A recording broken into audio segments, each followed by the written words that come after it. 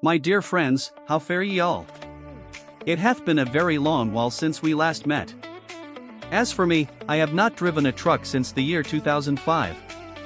From that time onward, I left the life of a truck driver and took to driving my own humble, old vehicle.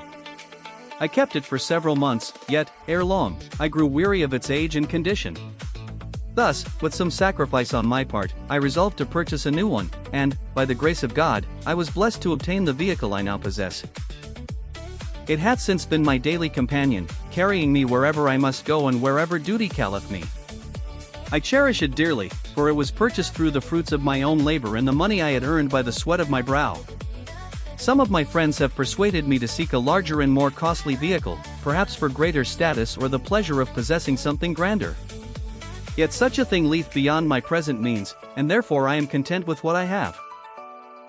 I remain thankful and full of hope, trusting that, within a few more years, by the grace of God, I shall be able to improve my circumstances and raise my standard of living.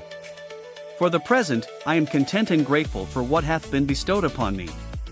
Yet, above all, I must confess that I still dearly miss the life of a truck driver, the long roads, the journeys, and the fellowship that came with them. I sincerely hope that, should God will it, our paths shall cross once more, and that I may meet each and every one of you, my dear old friends, again someday. Until that blessed day, I wish you all good health, peace, and prosperity. Thank you, my dear friends, and may God watch over each and every one of you.